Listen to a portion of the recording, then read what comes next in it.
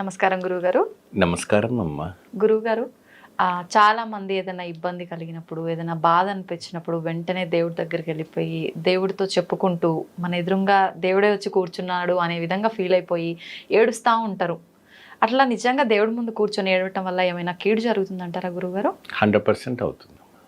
మరి దానికి పరిష్కారం గురువుగారు? తప్పకుండా. ముందుగా శ్రీ మహాగణపతి దేవతోభ్య నమః. చూసే వీక్షబంధులకు అందరికీ నమస్కారం. భగవంతుడి దగ్గర, తల్లిదండ్రుల దగ్గర ఏడవటం అంటే ఎవరు దిక్కు లేని ఎటువంటి కష్టాలు ఉన్నప్పుడు, చాలా కష్టాలు ఉన్నప్పుడు, ఎటువంటి దిక్కు తోచలేనప్పుడు, నాకు సావే శరణం అనుకున్నప్పుడు, నేనే సూసైడ్ చేసుకుంటున్న సమయంలో, అంటే వాళ్ళకి అటువంటి భావన ఉన్నప్పుడు దేవుడి దగ్గర కూర్చొని ఏడవటం. ఆ భగవంతునికి మించినటువంటి శక్తి ప్రపంచంలో ఏది లేదు. ఏడవటం అంటే చీటికి మాటికి ఏడకూడదు. అన్నానికి, భోజనానికి, దానికి, దీనికి అనేక రకమైనటువంటి విశేషాలకి ప్రతిదిన కూడా ఏడుపు కొట్టులాగా ఏడవకూడదని ఒక సామెత ఉంది.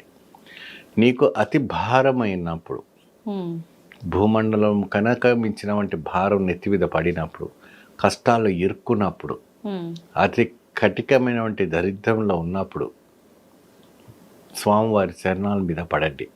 మీ ఇష్టమైనటువంటి దైవం పైన పడండి, ప్రాధేయపడండి, వేదన చేయండి, ప్రార్థనలో పూజలు చేయండి, ఏడ్చుకుంటూ మీరు స్వామివారికి సేవ చేయండి. తప్పకుండా మీకు రిఫ్లెక్ట్ అంటే నెగిటివ్ కాకుండా పాజిటివ్ రిఫ్లెక్ట్ అనేది ఇమీడియట్గా కనపడుతుంది. అది ఎలా కనపడుతుంది?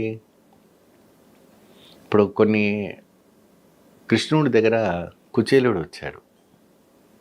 తన దగ్గర ఒక రూపాయి కూడా లేదు, చినిగిపోయిన వస్త్రాలు, ఇంత నూకలు, ఇంత నువ్వులు కట్టుకొని, ఇంత మునుమ్రాలు తీసుకొని కృష్ణుని తన మిత్రుని చూడడానికి రావడానికి ప్రయత్నం చేస్తాడు ద్వారకకి. ఓకే. ఆ సమయంలో తను రావడానికి కూడా డబ్బులు లేనప్పుడు అడవి ప్రాంతం నుంచి వచ్చేటప్పటికి అనేక రకమైనటువంటి బాధతో కాళ్ళకు తాకి రక్తము ముళ్ళంతా ముళ్ళతో గీరుకొని రకరకాలుగా హింసించి, అంటే ఒక అడవిలో నడుచుకుంటూ వచ్చినప్పుడు అంతా బాధనే కదా, ఇబ్బంది పడుతూ వచ్చాడు. తీరిగా ద్వారక వచ్చేసి నేను కృష్ణుడి వాళ్ళ మిత్రుడిని మాట్లాడుతున్నాను, కుచేలుని మా వెళ్ళి చెప్పండి அப்படின்னு చెప్తే, అప్పుడు శంకు చక్రగత హస్తాలు రతి మన్మధులను, రుక్మిణి సత్యభామలను అందరినీ కూడా వదిలిపెట్టి తన ఒంటి మీద ఉన్నటువంటి శేషవస్త్రం వదిలిపెట్టి పరిగెత్తుకొని ద్వారం దగ్గరికి వచ్చేసి రిసీవ్ చేసుకున్నాడు కృష్ణ పరమాత్ముడు. అంటే బాధలో ఉన్నవాళ్ళు భగవంతుని ఆదుకోవడంలో పరమాత్ముడు దిగి వస్తున్నాడని నిదర్శనంగా చూపించడం. ఆయన కుచేలుని కాళ్ళు కడగడం, సత్యభామను, రుక్మిణిను, రాధను అందరూ కూడా పోస్తారు, నీడు పోసి ఆయన కృష్ణుడికి అడుగుతాడు, నొప్పులు ఎంత తోలంతా కూడా ఇంత రక్తంగా ఉందనేసి ఆయన శేషవస్త్రం తీసి తుడుస్తాడు. నీకేం కావాలో చెప్పు అంటాడు.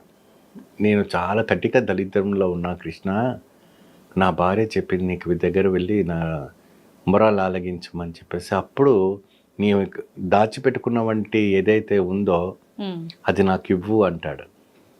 ఏమండి? అయితే అక్కడ నా చూసిన వంటి అంతస్తులో కావచ్చు, ఆయన ఉన్న వంటి పదవిలో కావచ్చు, ఆయన ఒక జగజ్యోతిగా బంగారు కిరీటం పెట్టుకుని వెలుగుతున్నాడు. ఆ ఒక అటుకులు కానీ, ఆ నూకలు కానీ ఏం తింటాడైనా, అందుకనేసి ఆయన ఇలా అని వెనకాల దాచుకుని ఉంటాడు. ఆ వెనకాల దాసిని తీసుకొచ్చి నాకు వదినమా పెట్టింది నాకు ఇవ్వు అంటాడు. కృష్ణుడికి అటుకులు ఇదంటే చాలా ప్రీతికరం అన్నటువంటిది. ఆయన 2 పిరికిడి నోట్లో వేసుకుని 3వ పిరికిడి వేసుకునేటప్పుడే రుక్మిణీదేవి వచ్చి చేతి పట్టుకుంటుంది. కృష్ణ నాదా మీరు ఏం చేస్తున్నారు గుర్తుందా మీకు అబ్బడినే. ఆ 2 పిడికిల లోపనే ఆయన కుబేరుడు అయిపోయాడు. ఆయనకు అపురూపమైనటువంటి సంపాదన ఎలా వచ్చిందంటే ఆయనకు తెలియదు. ఆయన తిరిగి ఇంటికి వెళ్తే లోపల అందరూ వజ్రవైదూర్యాలతో కనపడుతుంటారు. బంగారు పోయినటువంటి భవనం ఏర్పడింది, తరగని ఆస్తి పడింది. ఆ 3వది ఇస్తే కూడా నీ ప్రపంచాన్ని కూడాను ఆ మిత్రునికి ఇచ్చేవాడు. అంటే భగవంతుడు భక్తికి లోబరుస్తాడు. ఆయన పేదవాడైనా సరే, గొప్పవాడైనా సరే, ఎవరైనా కూడా బాధలో ఉన్నప్పుడు భగవంతుడు పాదాలపైన పడాలి. కానీ చీటి మట్టిగా ఏడవకూడదు. ఏ విషయానికైనా ఆ విషయానికి వేడకూడదు. ప్రతిదీ నువ్వు ఏడకూడదు. ఆ ఏడుపు అనేది చాలా విలువైన వంటిది. మనలో కళ్ళలో నీళ్ళు వచ్చేది అమృత బిందము, అది చాలా అరుదమైన వంటిది. ప్రతిదీను ప్రతి వ్యక్తి దగ్గర పట్టి మనం ఏడకూడదు. ఆ నీళ్ళు ఏదో స్వామి పాదాలపైన పోయింది. మీ యొక్క కోరిక తప్పకుండా తీరుస్తారు. 100% పరమసత్యం. అలా అంటే చాలా వరకు ఇంట్లో పిల్లలు ఎక్కువగా ఏడుస్తుంటారు గురూజీ. అయితే అంటుంటారు ఊరికే ఏడవద్దు చీటికి మాటికి అని. ఇప్పుడు మీరు అన్నారు కదా చీటికి మాటికి, అట్లా ఏడ్చే పిల్లలకు ఏదైనా రెమెడీ లాంటిది ఉందా గురూజీ? పిల్లలు దైవత్వ స్వరూపంగా భావిస్తాము. కొంతమంది వాళ్ళకి ఏంటంటే చిరాకు అనిపిస్తుంది కొన్ని విషయాల్లో. అవును. ఆ చిరాకు అనిపించినప్పుడు ఏంటంటే వాళ్ళు చెప్పలేని ఒక భాష ఏంటి అంటే ఏడుపే. వాళ్ళు ఏడ్చి మనం చిరాకు పెడతారు. వాళ్ళు పడుతున్నటువంటి చిరాకుని నోరు రాలేదు కాబట్టి చిట్టి మాటికి ఏడ్చి మనం చిరాకు పెడుతుంటారు. అప్పుడు మనం ఏం చేసుకోవాలంటే అక్కడ ఆ ప్రాంతంలో కానీ ఆ వాతావరణంలో కానీ ఏదైనా మార్పు ఉందా, ఎటువంటి ఏమైనా దోషాలు ఉన్నాయా, అవన్నీ చూసుకొని పరిశుద్ధి చేసుకోవాలి. ఇంకోటి అయినప్పటికీ కూడా ఏడుస్తున్నారు அப்படிంటే అది ఒకసారి డాక్టర్కి చూపించడము, లేదంటే ఏదైనా మంత్రం వేయటము అలాంటివి చేస్తే చాలా మంచిది. ఎందుకంటే బాల అరిష్ట దోషాలని కనపడుతూ ఉంటాయి.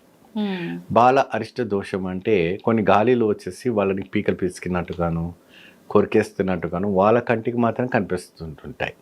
మరీ అంత చిన్న పిల్లలు కాకపోయినా ఇంకా కొంచెం మిడిల్ ఏజ్ వాళ్ళు కూడా ఎవరైనా ఏదైనా మాట అన్నారంటే ముందు ఏడుస్తారు, సమాధానం రాదు నోటి నుంచి. Sensitive mind. అవునమ్మా. అటువంటి వాళ్ళు ఏం చేస్తే బాగుంటుంది? ఇప్పుడు ఏమన్నా ఏం మాట్లాడకపోయినా వాళ్ళు ఏడుస్తూనే ఉంటారు. అది ఏంటంటే 11 నుండి 18 ఏళ్ళు ఉన్న వయసు ఉన్న వాళ్ళకి ఉన్నవంటి ఇంటర్నల్ ఫీలింగ్. అప్పుడు వాళ్ళని మనం మిత్రులుగా మనం మార్చుకోవాలి. ఓకే. ఒక ఫ్రెండ్లీగా మార్చుకోవాలి. ప్రతి అనుక్షణము వాళ్ళు ఎలాంటిదంటే వాళ్ళ కొత్త ప్రపంచం, తెలియని కొత్త ఆనందం, కొత్తతనం కనపడుతూ ఉంటుంది. కాబట్టి వాళ్ళకంటే సెల్ఫ్గా ఏదైనా కొత్తగా క్రియేట్ చేసుకున్నప్పుడు మనం వాళ్ళని హర్ట్ చేస్తే వాళ్ళు సైలెంట్ అయిపోయి ఏడుస్తూ ఉంటారు. వాళ్ళని మనం ఏం చేయలేం, వాళ్ళే మనం ఏదైనా చేయాలి. ఓకే, మనమే వాళ్ళని అర్థం చేసుకోవాలి, చూసుకోవాలంటారా? అంతే. మనం వాళ్ళని అర్థం చేసుకొని మనం ఫ్రెండ్లీగా మూమెంట్ అయిపోయి వాళ్ళలో మనం ఒకటైపోవాలి. వాళ్ళలో ఇదిగా మనం మారిపోవాలి. కొన్ని ఏంటంటే వాళ్ళు లోన్లీగా కూర్చొని వీడియో చూస్తూ ఉంటారు. రూమ్స్ ఈ మధ్య కాలంలో ఎవరికి వారికి ఒక ఫోన్స్ ఇచ్చేసి చూస్తారు. అప్పుడు ఏం చేయాలంటే మనం వాళ్ళలో ఎంటర్ అయిపోయి ఏం గేమ్ ఆడుతుంది, నేను కూడా ఆడతాను కదా, మన ఇద్దరం ఆడదాం పదా, మన ఇద్దరం షేర్ చేసుకుందాం అన్న ఒక ఫీలింగ్స్తో వస్తే వాళ్ళు automatically they will come to our route. Super Guruji, నిజంగా. Thank you. నమస్తే.